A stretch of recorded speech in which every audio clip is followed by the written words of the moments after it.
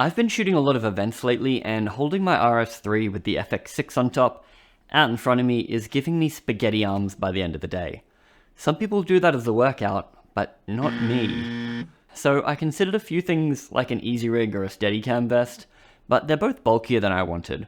I need to be able to move around between people without worrying that I'm going to smack them up. Another reason I want some kind of camera suspension is for touch tracking autofocus. I prefer to use dual handles with my gimbal, which means I have to let go of one handle to tap the screen and usually rest the gimbal on my belt, but that kind of goofs up my shot sometimes, so that's an issue. Luckily, I think I found what can solve all my problems. This is the Thanos SE by Digitalfoto. It's like a Steadicam vest, but the arm has been scaled down because it's designed to be used with gimbals instead of a long, heavy pole. It says it can hold up to 8 kilograms, which would be plenty for most rigs. I run my RS3 loaded with an FX6 and a Tamron 35-150, which, side note, is the best event lens ever made, especially with the Sony's 1.5 times clear image zoom. Anyway, let's start with the vest. It's a good vest. Thick padding and plenty of straps to keep it tight in all the right places, and all of those straps have buckles so you can get in and out of it decently fast. Make sure you use all of them for the best fit. The spring arm attaches to the vest using the rail, so you can have it a bit higher or lower to suit your style. I usually just have it roughly in the middle, and you can easily slide it completely off too. The spring arm has 2 adjusty knobs for the spring tension to help you balance it out.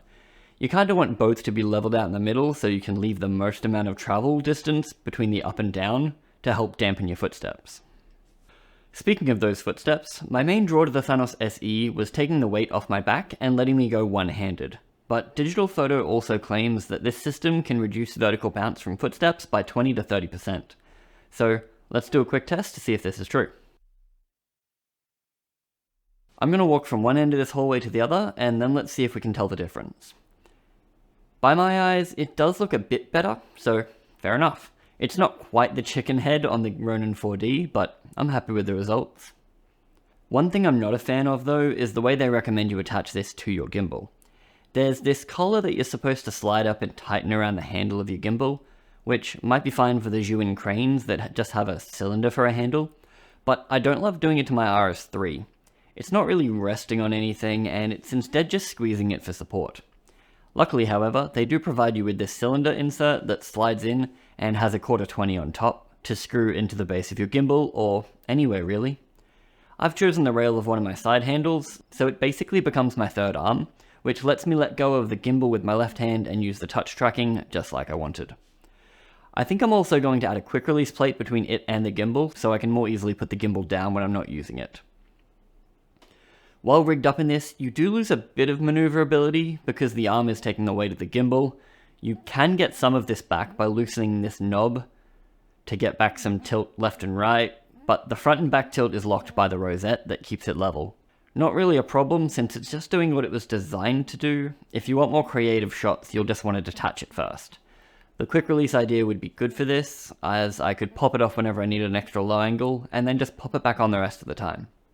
If Digitalfoto were looking for any wild requests as far as making the system better, I would love if they could work out a way for the arms to lock together like gimbals do now, so you don't have the age-old Steadicam problem of a metal tail whipping around. They do include these rubber bands for you to keep it more reined in, but I'd rather a more permanent and easy mechanical solution.